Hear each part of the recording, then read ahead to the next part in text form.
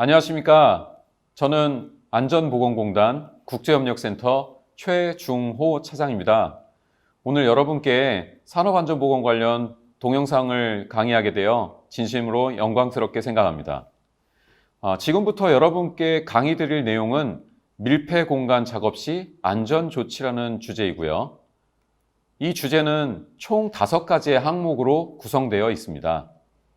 첫 번째는 밀폐공간 작업 장소의 정의이고요.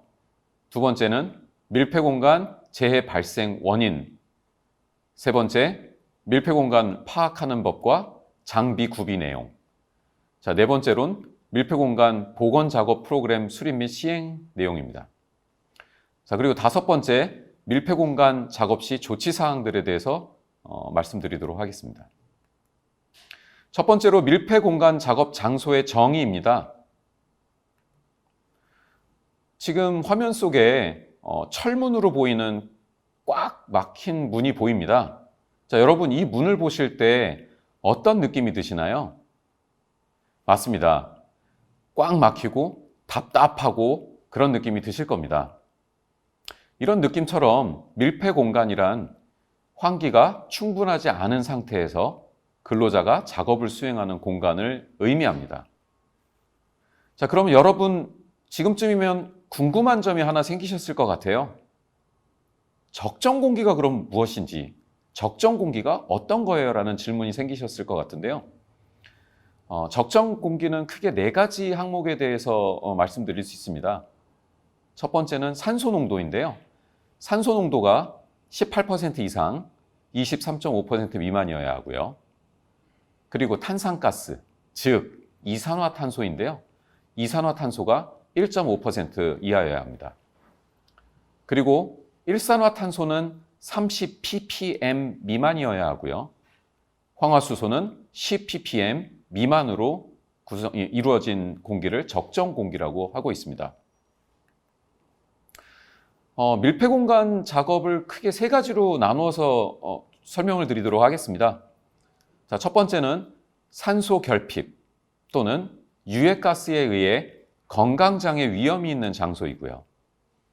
둘째, 인화성 물질에 의한 화재 폭발 위험이 있는 장소. 그리고 세 번째로 근로자가 상시 거주하지는 않지만 유해가스 또는 불활성 기체가 존재하거나 누출이 될 수 있는 장소를 의미합니다.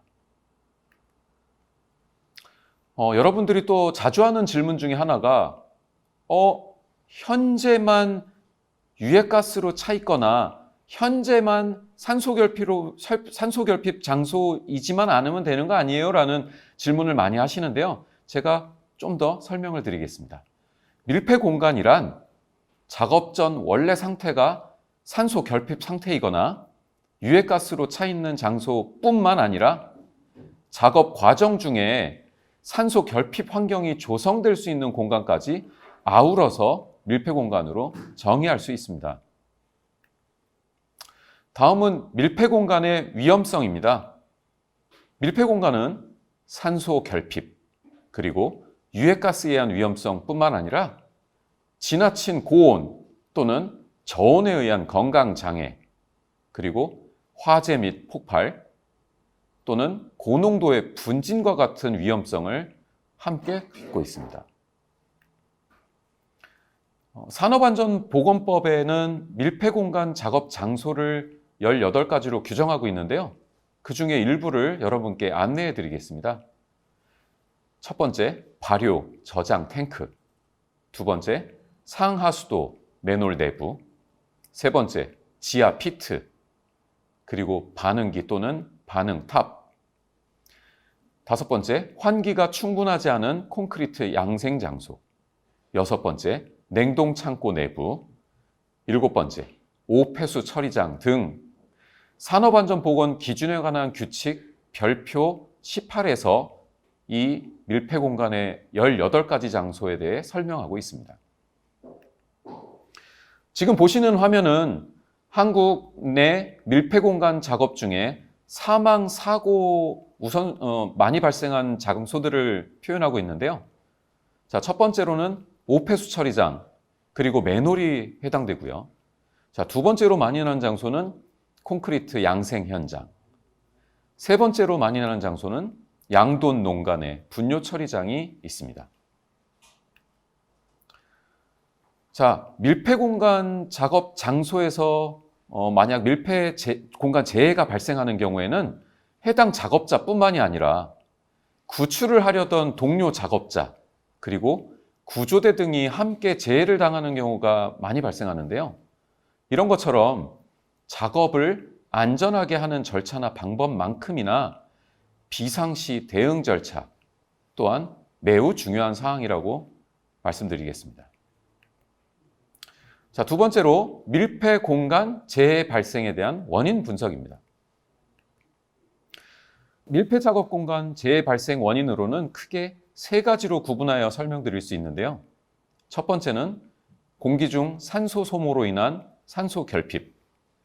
두 번째, 다양한 가스의 사용. 그리고 세 번째, 유해가스의 작업 공간 내 누출에 의한다고 말씀드릴 수 있습니다. 자, 이 중 첫 번째, 공기 중 산소 소모로 인한 산소 결핍 부분인데요. 밀폐된 공간에서 저장 탱크의 소재, 주로 이제 철, 금속 물질을 많이 쓰잖아요. 이 저장 탱크의 소재 또는 저장 물질의 산화, 그리고 건폐유 등의 산패로 인해서 산소가 급속도로 소모될 수 있습니다. 또한 유기물이 부패하거나 이런 미생물들의 호흡작용으로 인해 산소가 소모되고 유해가스가 발생할 수 있고요. 밀폐 공간이 지하수랑 인접한 경우에는 지하수의 용존 산소량이 적을 경우에 해당 작업 장소 내 공기 중 산소가 물로 용해되어 산소가 소모되는 경우가 있습니다.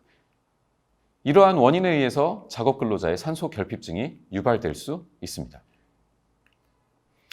자, 두 번째로는 다양한 가스의 사용인데요. 가스에 의한 질식은 주로 우리 인체 내 체내 인체의 조직이나 이런 곳에 산소가 결핍되거나 탄산이 과잉돼서 질식으로 이루어지는 경우인데요. 주로 설비의 보호나 화재를 예방하기 위해서 외부 공기를 차단하는 불활성 가스를 채워둔 장소, 그리고 불활성 가스를 실제로 사용하는 장소, 또는 포장 용기 내의 신선도를 유지하기 위해 가스 취환제를 사용하는 곳에서 질식제의 위험이 있습니다. 가스의 질식제로는 크게 단순 질식제와 화학적 질식제로 구분할 수 있는데요. 단순 질식제는 수소나 질소와 같이 원래 가스 그 자체는 독성이 없지만 근로자 근처의 공기 중에 이 단순 질식제가 많이 존재하면서 산소의 분압을 저하시키게 되면 우리 근로자 조직에 필요한 산소 공급의 부족을 초래하게 되는 물질들을 단순 질식제라고 말합니다. 그리고 두 번째, 화학적 질식제는 대표적으로 두 가지 종류로 구분할 수 있는데요. 여러분 잘 아실 겁니다. 연탄가스 마신다고 표현하죠? 네. 우리 혈액 내에는 헤모글로빈이 있고 이 헤모글로빈은 산소와 결합을 하게 되는데요. 이 일산화탄소 같은 물질은 산소보다 혈액 중 헤모글로빈과의 친화도가 더욱 높기 때문에 산소 공급이 원활하게 이루어질 수 없게 합니다. 자, 이렇게 혈액 자체의 산소 공급이 불가능하게 하는 물질도 있지만 또 조직 중에 산소 효소를 불활성화시키는 황화수소와 같은 물질들도 있는데요. 이러한 두 가지 종류가 화학적 질식제의 대표적인 물질이라고 할 수 있습니다.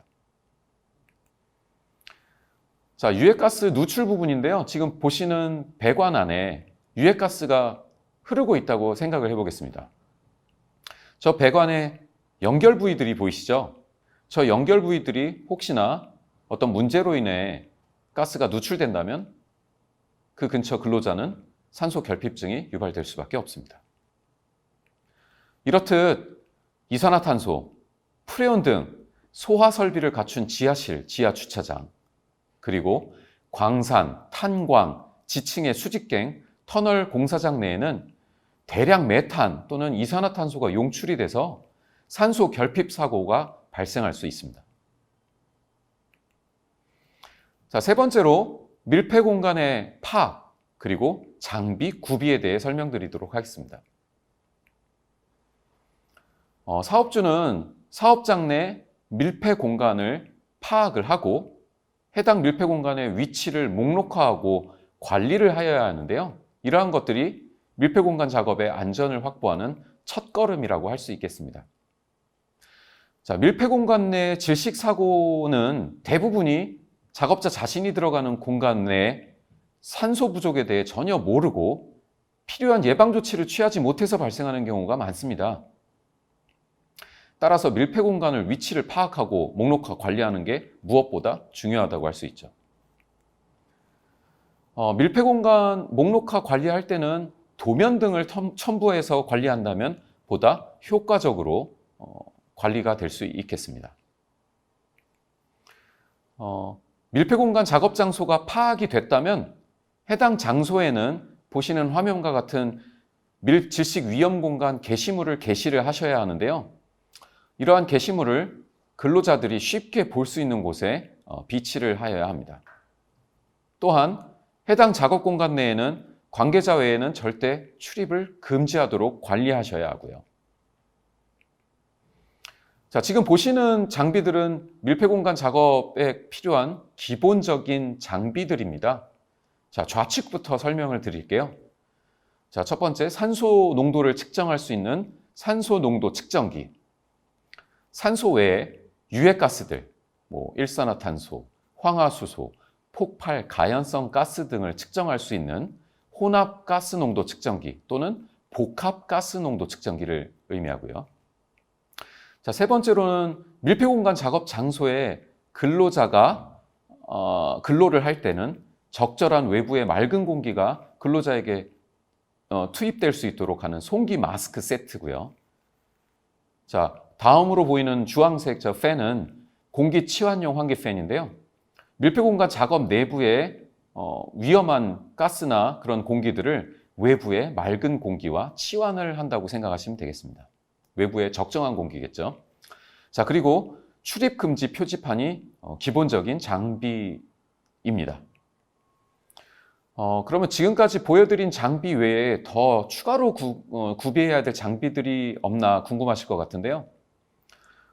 추가적으로 구비해야 될 장비를 설명드리기에 앞서서 밀폐 공간의 좀 특성을 한번 같이 나누어 보겠습니다. 어떤 특성인지.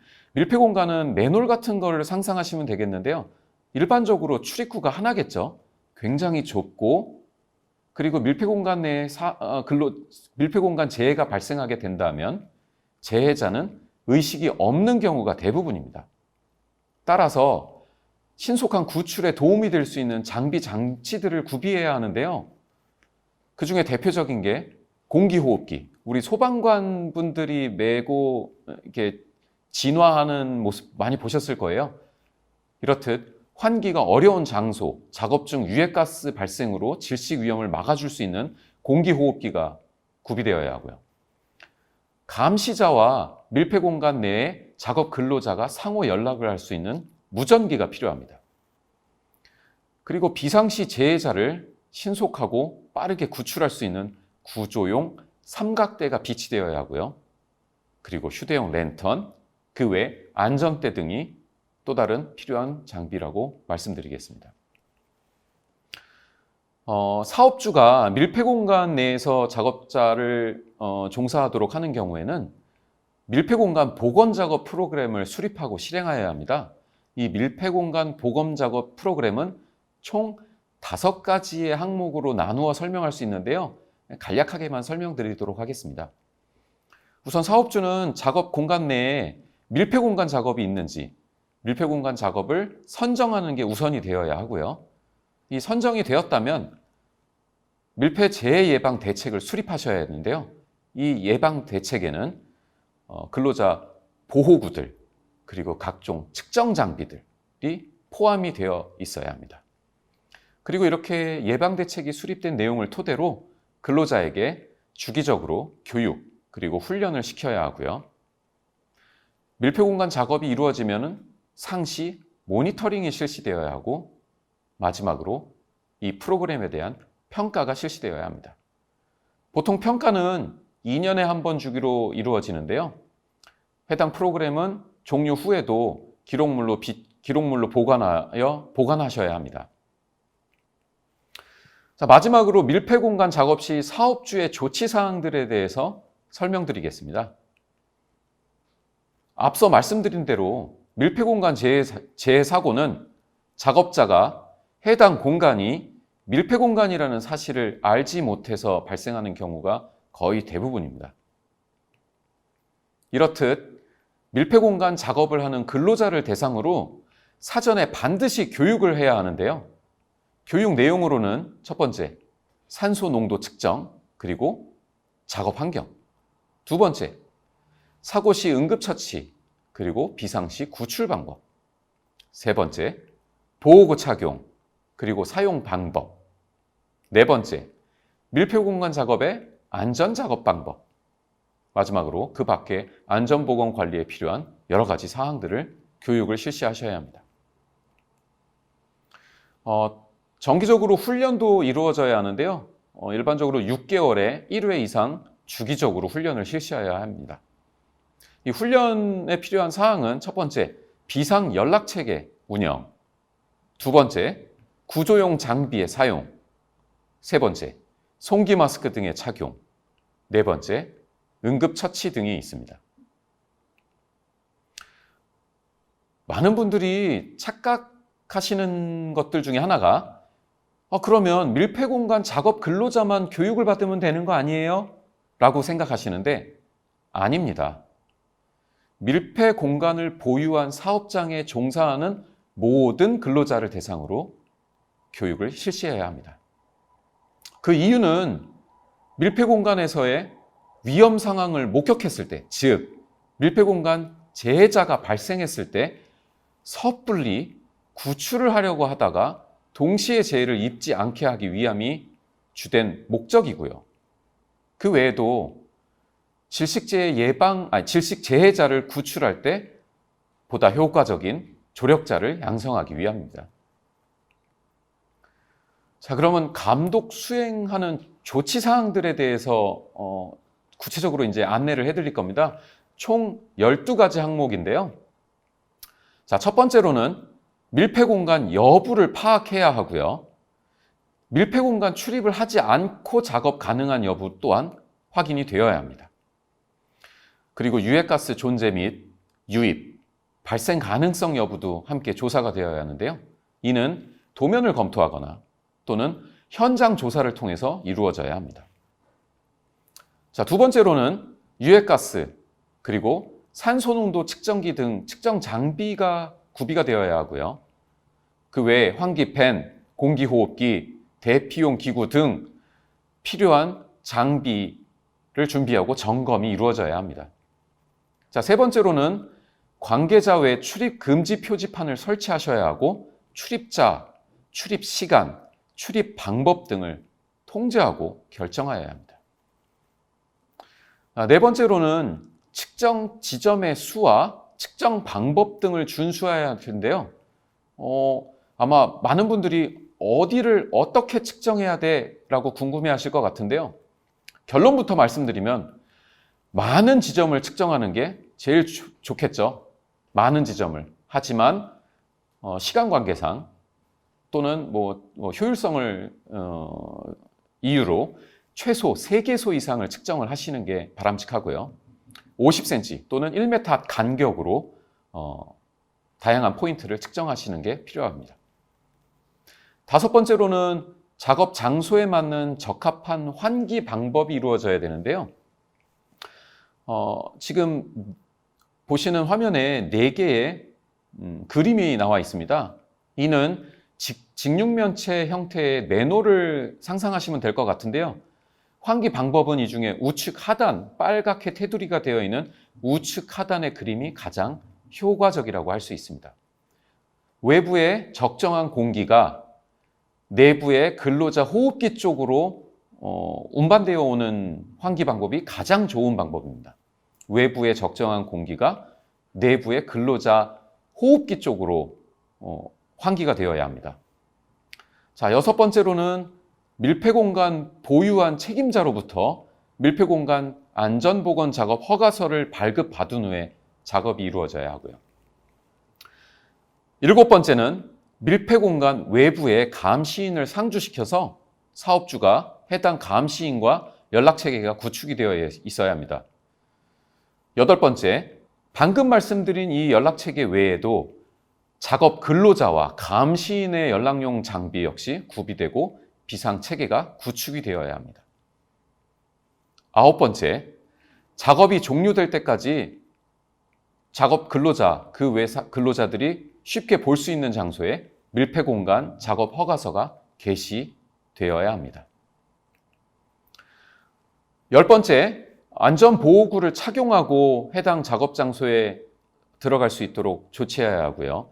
사다리 등을 안전하게 이용하는 것도 또한 중요한 사항입니다. 이때 출입 인원은 반드시 확인, 통제가 되어야 합니다. 자, 11번째, 밀폐 공간 내 작업 상황은 주기적으로 최소 한두 시간 간격으로 모니터링이 이루어져야 하고요. 마지막 12번째, 재해자가 발생한 경우에는 적절한 응급처치가 실시되어야 합니다. 여러분께 제일 중요한 사항을 마지막으로 한 번 더 여쭙겠습니다. 밀폐 공간에서 재해자를 발견한 경우 어떻게 해야 할까요? 2가지 예시를 드리겠습니다. 첫 번째, 재해자 상태가 중요하니까 상태를 먼저 확인하기 위해 구출을 한다. 그리고 나서 신고를 한다. 자, 2번째, 재해 사고가 났으니까 신고를 먼저 한다. 어떤 게 정답일까요? 맞습니다. 재해 사고가 발생하면, 밀폐 공간에서 재해 사고가 발생하면 신고가 우선입니다. 자, 이상으로 저의 강의를 마치도록 하고요. 부디 여러분의 작업장에 질식재해가 일어나지 않는데 도움이 될 수 있도록 바라면서 이상 마치도록 하겠습니다. 감사합니다.